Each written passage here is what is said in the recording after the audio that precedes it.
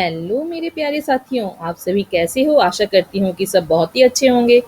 तो आज हम क्लास 8 में दी हुई कविता ओस इसे पढ़ेंगे। ये दूरवा का चौथा पाठ है।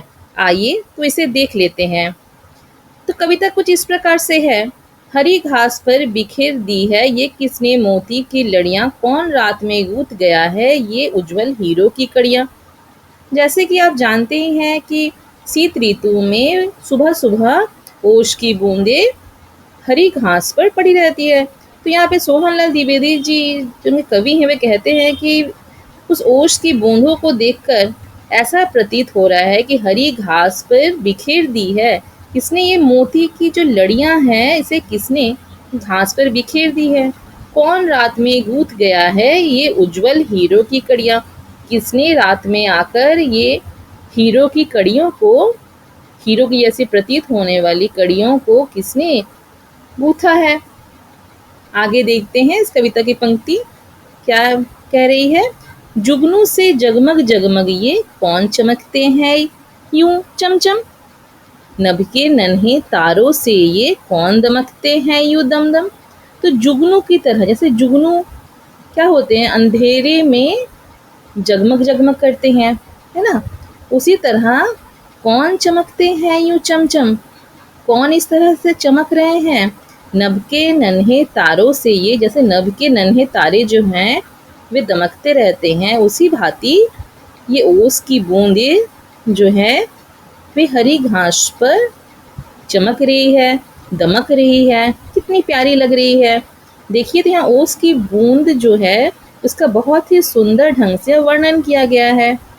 कवि की कल्पना शक्ति को भी आप देख सकते हैं कि उन्होंने ओस की एक छोटी सी बूंद को लेकर इतनी प्यारी सी कविता हमारे सामने प्रस्तुत की है। लुटा गया कौन जोहरी अपने घर का भरा खजाना, पत्तों पर फूलों पर पग पग बिखरे हुए रतन है नाना। तो यहाँ कहा गया है इस पंक्ति में कि कौन जोहरी है जिन्होंने अपने घर का खजाना आकर यहाँ पे लुटा दिया है, उड़ेल दिया है। पत्तों पर फूलों पर पग पग बिखरे हुए हैं रतन नाना। तो पत्तों पर फूलों पर और रास्ते में, पग पग अर्थात रास्ते में जो रतन है, तो इस बहुत सारे रतन जो हैं वे बिखरे हुए हैं। नाना प्रकार के रतन जो हैं वे पत्तों पर, फूलों पर, पग पग पर, रास्ते पर किसने बिखेर दिया है।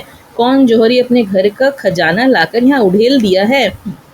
तो यह कवि इन पंक्तियों में इस बात को कह रहे हैं। आइए तो आगे पंक्तियों को पढ़ते हैं। बड़े सवेरे मना रहा है कौन खुशी में यह दिवाली, वन उपवन में जला दी है किसने दिवाली निराली। तो बड़े सवेरे, ये सवेरे कौन खुशी, किस खुशी में यह दिवाली मनाई जा रही है। कौन खुशी में यह दिवाली मना रहा है। वन उपवन में, वन में, उपवन में, बाग बगीचे में, जंगल में किसने ये दिवाली निराली मनाई है। तो ओस की बूंद इस तरह चमक रही है कि लग रहा है कोई खुशी होकर वन उपवन में, बाग बगीचे में, वन में दिवाली मना रहा है। जी होता है इन ओस कनों को अंजलि में भर घर ले आऊं, इनकी शोभा निरख निरख कर इन पर कविता एक बनाऊं। तो अंतिम पंक्ति में क्या कहा जा रहा है कि जी होता है इन ओस कनों को। जी होता है अर्थात इच्छा होती है, हमारी आकांक्षा होती है, हमारी अभिलाषा होती है कि हम इन ओस कनों को अपने साथ अपने घर ले जाएं। इनकी शोभा निरख निरख कर, इनकी जो शोभा है, इनकी जो सुंदरता है उसे देख देख कर एक कविता इस पर बनाई जाए। तो आशा करती हूँ कि आप सभी को यह कविता, ये छोटी सी प्यारी सी कविता समझ में आई होगी।